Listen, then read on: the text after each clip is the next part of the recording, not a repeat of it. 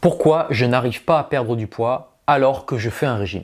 C'est une question qu'on m'a posée récemment par mail et je vais t'y répondre dans cette vidéo de façon concise. Avant ça, je vais te passer un article du Sud-Ouest. Bon, je pense que le titre est clair. 95% des gens qui essaient de perdre du poids en faisant un régime échouent au bout de 5 ans. Bon, je ne sais pas si cette statistique elle est vraie à 100%, mais ce qu'on peut dire, c'est qu'il y a un paquet de gens qui font des régimes, qui mangent des aliments brus, non transformés, qui cuisinent, qui contrôlent leurs calories et qui n'arrivent pas à perdre du poids.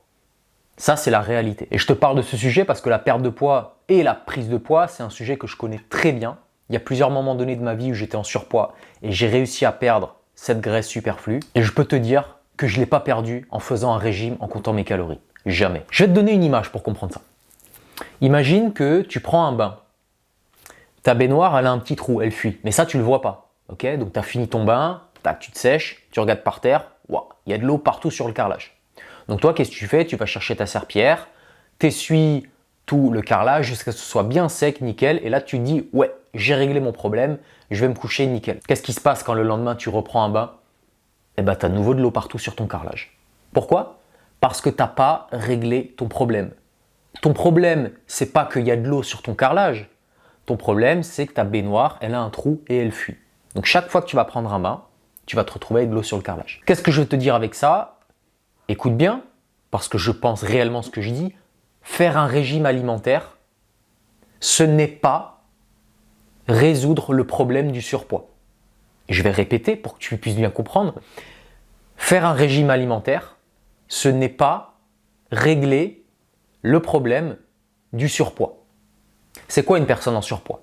C'est une personne qui a trop de réserves d'énergie sur elle, parce que c'est ça de la graisse. C'est un organe à part entière qui intervient même dans l'équilibre hormonal, mais c'est avant tout une réserve d'énergie, la graisse. On va dire ça. Donc une personne qui a trop de graisse sur elle, c'est une personne qui n'arrive pas à transformer ses réserves en énergie. Et ça, tu sais comment ça s'appelle? Ça s'appelle le métabolisme. Bon, c'est pas que ça, le métabolisme, c'est toutes les transformations à l'intérieur de ton corps, mais la plupart des transformations, elles ont un but, c'est de produire de l'énergie, notamment dans les mitochondries, sous forme d'ATP. Et qu'est-ce qui se passe quand tu fais un régime? Quand tu te restreins en calories?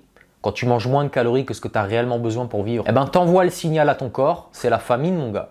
Il n'y a plus à manger. Donc, qu'est-ce qui fait ton métabolisme, qui est déjà bas si tu es en surpoids? Eh bien, il va descendre encore plus. Il va couper toutes les fonctions qui sont secondaires et il va être en panique totale. Parce qu'il va se dire, oh là là, je suis déjà en galère, je suis déjà en surpoids, j'ai déjà des problèmes métaboliques et on me coupe encore les calories.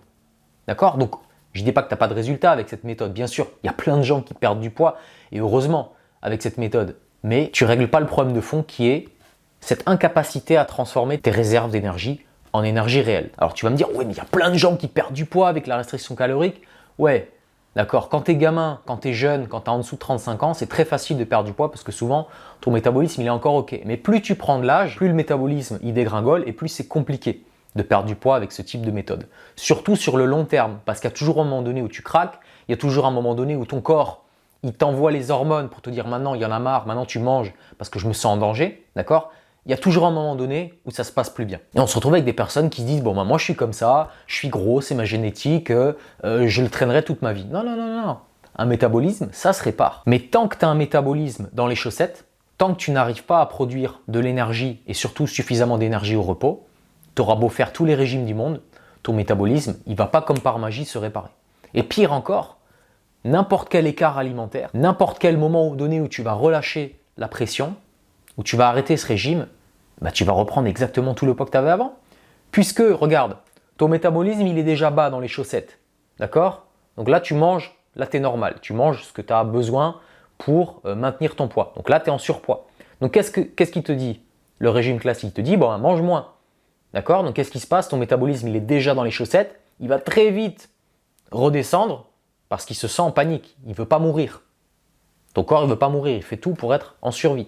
Donc qu'est-ce qui se passe? Dès que tu fais un écart, tout cet écart-là, direct, il va venir se stocker dans les graisses immédiatement. Le régime alimentaire, se restreindre en calories, quand on veut perdre du poids sur le long terme, pour moi, c'est une stratégie perdante qui oublie totalement la physiologie et qui ne met pas en avant la chose qui devrait être essentielle, c'est d'abord retrouver la forme, retrouver la santé, retrouver un bon métabolisme, tu vois, je bégaye tellement c'est un sujet qui est important pour moi.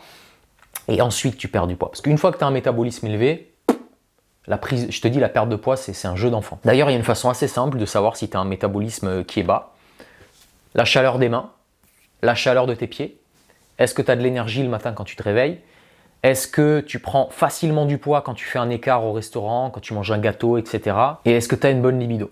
Tu vois, tu regardes ces choses-là, et si ces choses-là se portent pas très bien, il est très probable pour que tu aies un métabolisme qui est bas et qu'il faille le réparer. Ça tombe bien, c'est possible. Donc si tu vois comme moi la perte de poids comme un marathon, comme un moyen de d'abord réparer ta santé, ton métabolisme pour perdre du poids, abonne-toi à ma newsletter qui sera le seul et l'unique lien en description.